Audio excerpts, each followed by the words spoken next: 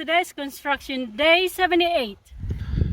So we did not do a video construction day 77. So of course Wilma and I was up here, and what we focused on yesterday was Wilma and I designed our kitchen cabinets. So we had a pretty good idea, the layout, but we did not do the exact dimensions for the cabinet maker. We did pick out the cabinet maker. He's from Valencia, and he wanted a sketch. So Wilma and I designed the kitchen right down to the centimeter, and we did the first draft yesterday. So take a look at it.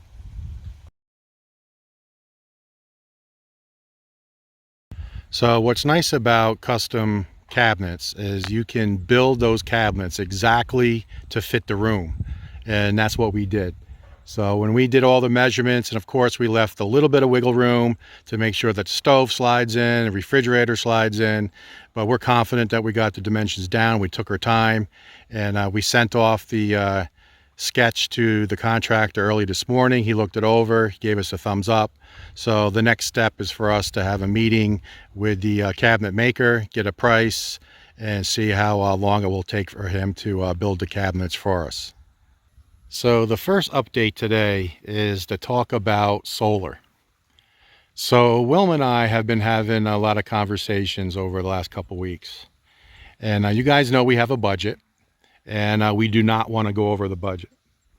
So if we install solar here in phase 1, we would obviously go over the budget quite a bit, and we're not going to do that. So we just had some discussion and said, well, why don't we just reach out to some solar companies and have them come on site, which doesn't cost anything, and have them do a site survey and just start dialing in on what it would cost.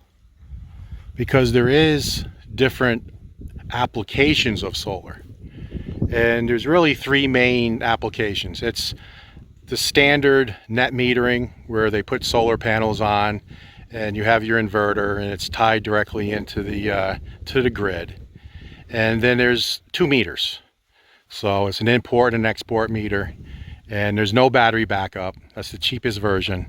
And during the day you're obviously banking electricity going back to the electric company, and then you just get that credit. So that's basically net metering, no battery backup, and we're really not interested in that. Then you can still do the net metering and have battery backup, so it's kind of a hybrid system, they call it. Or you could be just off the grid and just have a large enough system to handle everything. And I think you guys know that the air cons would still be tied to the grid, but the rest of the house wouldn't. And we got some basic costs, and it's now not in our budget. But we still want to have them come out and do the site surveys. So over the next week or so, there's 2 local companies that's going to be coming here on site and just looking at the site and giving us a quote. Now, obviously, the price that they quoted us today, I'm sure is the on the high side, and there's going to be some room for negotiations. So I'll get all those figures together and start having those conversations with you guys. And there's also 2 other companies here in the Dumaguete area that we'll be reaching out to over the next week, and we'll probably have 4 site surveys and see the different types of panels and inverters and batteries that they have. Obviously we want lithium batteries, and do we go with a 5,000 watt, 10,000 watt? You can get them in 8,000 watt inverters as well, but it seems the cost of the 5,000 watt are cheaper, so it's actually cheaper to double up into 2 5,000 watt compared to doing one standalone 8,000. But we're starting to have those conversations, and I think it's interesting. So I would like to try to find budget to install solar now. So there could be some items that we have planned for that we could not do, like maybe the generator. Maybe we do not purchase a generator and then just go with solar, for example. Finding other things to try to trim. to see if we could pull it off. So again, this is just conversation at this point, but I think the first step is to have the relationship with these 4 companies. Like I said, we went to 2 of them this morning and had some real good conversation, and they'll be sending representatives out here in the next week, and I'll be here for both those site surveys, so I'll do the video of that and have each representative on video kind of explaining the different types of options that they offer, and hopefully he'll give us some rough prices for the video as well. And then like I said, we'll go out to the other 2 remaining companies and try to maybe create a little competition between the 4, and we'll see if there's somehow we can fit it into the budget. So I thought it was interesting. Like I said, Wilma and I have been talking about it for 2 or 3 weeks now, basically every night, saying how nice it would be to have solar and try to cut, the energy costs. We watch YouTube every night, and we hear everyone in the Philippines saying how the cost of electricity is going up even higher now than it was last year.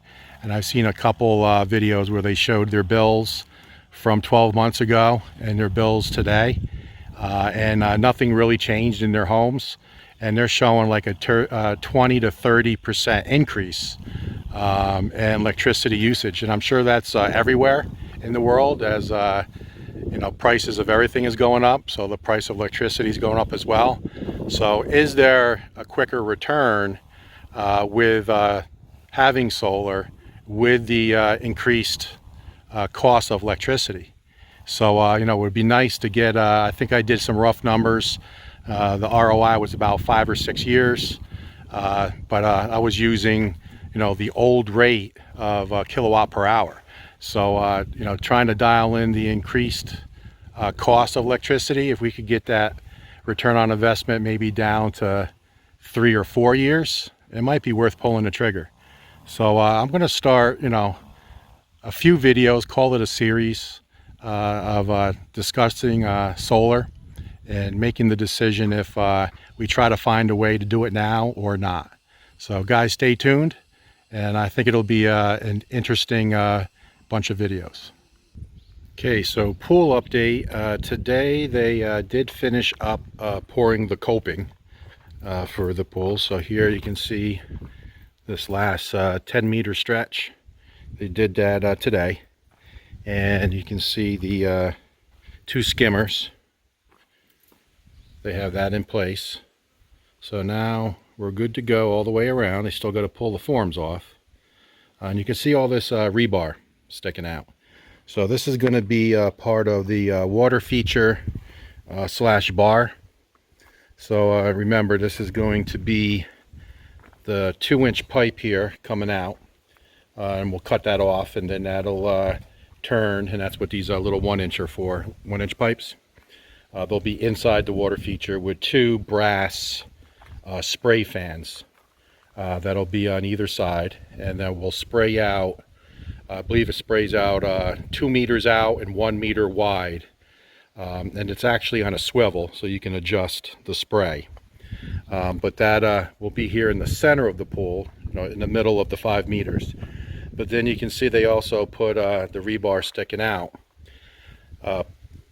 Doubling for the area here for the water feature, we'll have a granite countertop going the length here.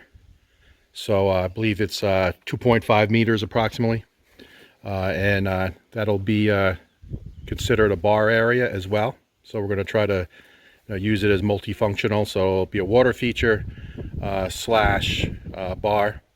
So this is all going to have to be concrete. This is all going to have to be leveled out, and we'll pour either 1 meter, maybe 2 meters. We haven't decided yet. Concrete. And then it'll be stamped concrete. So we're going to have to start thinking about the type of stamp we're going to use. And then that concrete water feature will extend out, and then I believe it goes to 32 inches high. I may be wrong on that. And then on top will be a piece of granite with an overhang, so we can put stools here. on the concrete patio. And then this could be just, a little bar area. So we can, look out and have an area to sit.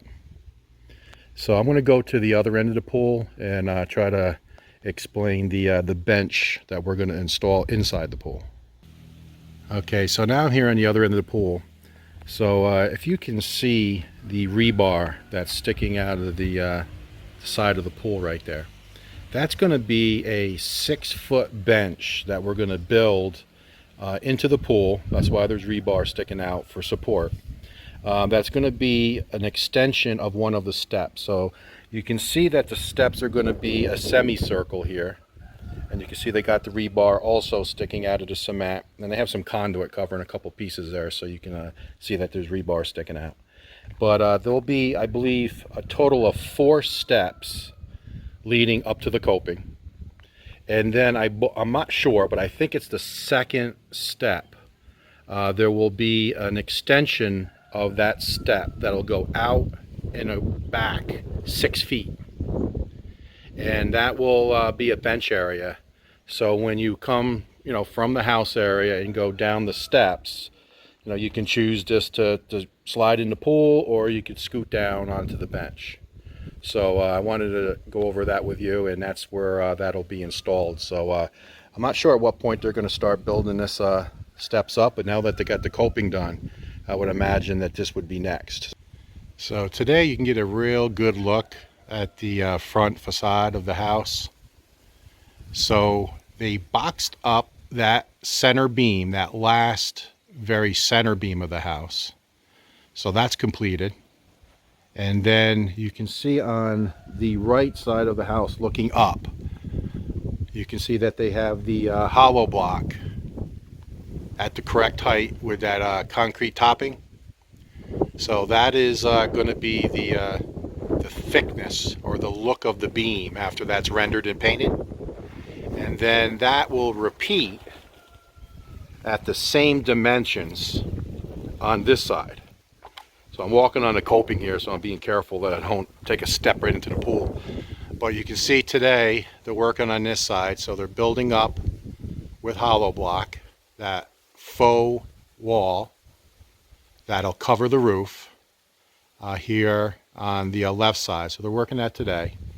And then again, the beam is ready to go, and that should be poured here in the next few days.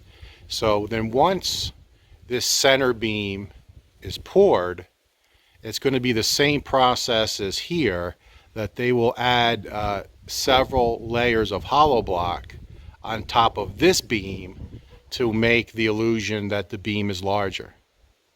And then there will be a little overlap right in this area, and then there'll also be a little overlap on that area to show that the top beam overlaps the 2 smaller beams on either side. So they still have to work that.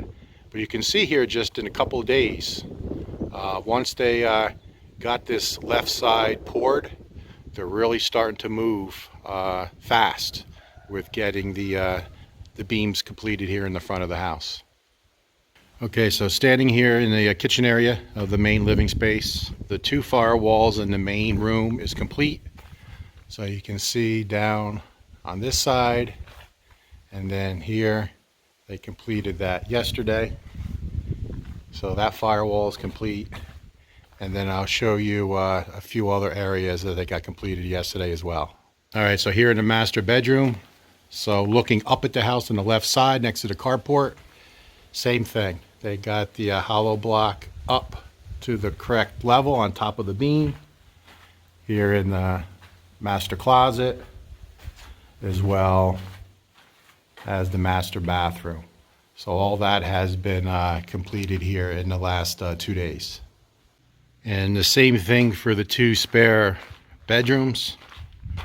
You can see on the right side of the house looking up on top of the beam, they have the hollow block and the topping complete. And here in the spare bathroom, and they still have that piece to go. And then here's the front bedroom / office. You can see they still have all that to go. So they're working on that today. then we can say that all that is complete. And lastly, here in the pergola area, you can see now this is the other side of the beam with the faux wall, and they got this piece complete as well.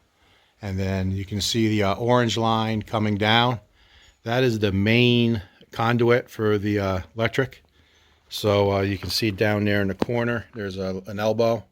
So that leads all the way out to the front of the property, and that'll lead to the pole out there. So this is the main electric line coming in.